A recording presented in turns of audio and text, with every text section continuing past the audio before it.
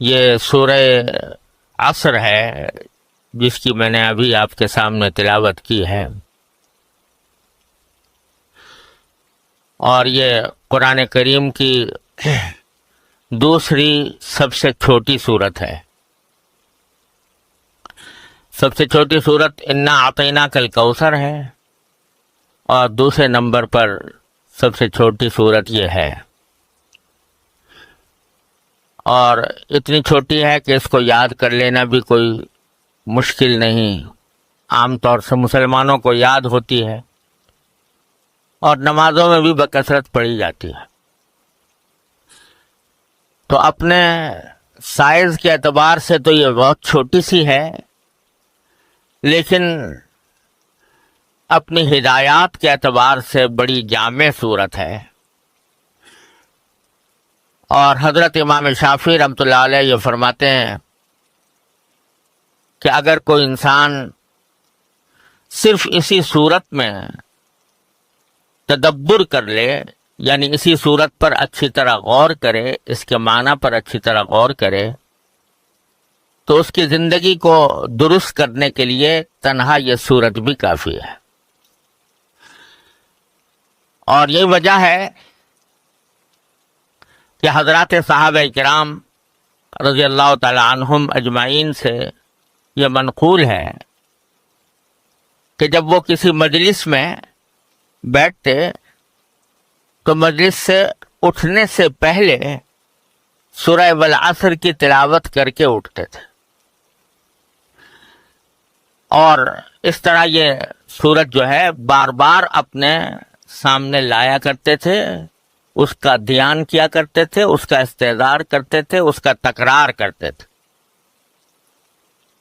اس لحاظ سے یہ بڑی اہم سورت ہے۔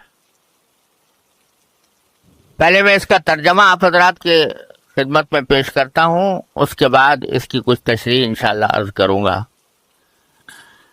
ترجمہ یہ ہے کہ والعصر ان الانسان لفی خسر، قسم ہے زمانے کی کہ یقیناً انسان بڑے نقصان میں ہے، الا الذین آمنوا وعملوا الصالحات، سوائے ان انسانوں کے جو ایمان لائے اور جنہوں نے نیک عمل کیے ہیں، وتواصوا بالحق، اور جنہوں نے آپس میں ایک دوسرے کو حق بات کی نصیحت کی، وتواصوا بالصبر، اور جنہوں نے آپس میں ایک دوسرے کو صبر کی نصیحت کی۔ یعنی سارے انسان خسارے میں ہیں، سارے انسان نقصان میں ہیں، سوائے ان کے جنہوں نے یہ چار کام کیے ہوں: ایمان لانا، نیک عمل کرنا، ایک دوسرے کو حق کی وصیت کرنا، اور ایک دوسرے کو صبر کی وصیت اور نصیحت کرنا۔ یہ ہے ترجمہ سورت کا۔ پہلی بات تو یہاں یہ سمجھنے کی ہے کہ اللہ تبارک و تعالی نے یہاں زمانے کی قسم کھا کر ایک بات فرمائی ہے۔ زمانے کی قسم کہ انسان بڑے خسارے میں ہے۔ اللہ تبارک و تعالی کو اپنی کسی بات کا یقین دلانے کے لیے قسم کھانے کی ضرورت نہیں ہے۔ اللہ تعالیٰ جو بات بھی ارشاد فرمائے وہ برحق ہے۔ ہم لوگ انسان آپس میں اگر کسی دوسرے کو اپنی کسی بات کا یقین دلانا چاہتے ہیں تو بعض اوقات قسم کھانے کی ضرورت پڑتی ہے۔ دوسرا یقین نہیں کر رہا تو کہتے ہیں بھئی اللہ کی قسم میں یہ بات کہتا ہوں، اللہ تعالیٰ کی قسم، اللہ کے کلام کی قسم۔ وہ اس لیے کرتے ہیں کہ انسانوں کی باتوں پر بھروسہ ہونا یقینی نہیں ہوتا۔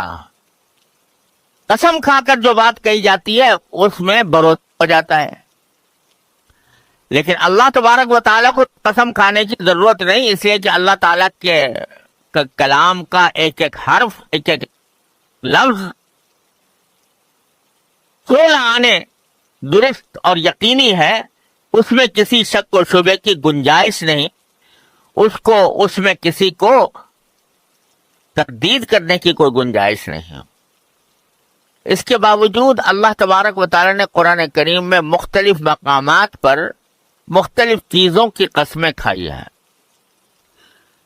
کہیں قلم کی قسم کھائی ہے، کہیں ستارے کی قسم کھائی ہے، کہیں کسی مکہ مکرمہ کے شہر کی قسم کھائی ہے، کہیں قیامت کے دن کی قسم کھائی ہے۔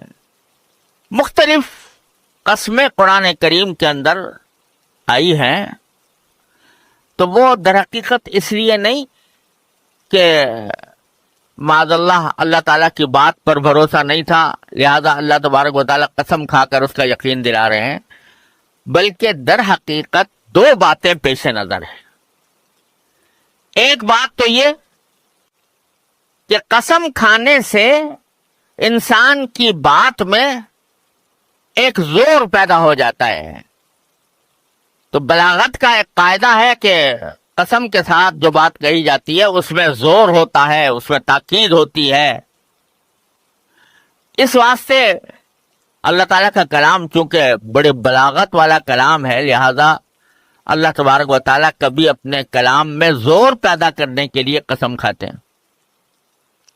اور اس سے زیادہ اہم بات یہ ہے کہ عام طور سے قرآن کریم میں جہاں کہیں کوئی قسم آئی ہے تو اس میں ہوتا یہ ہے کہ جس چیز کی قسم کھائی جا رہی ہے وہ چیز در حقیقت ایک دلیل ہوتی ہے، ایک گواہ ہوتی ہے۔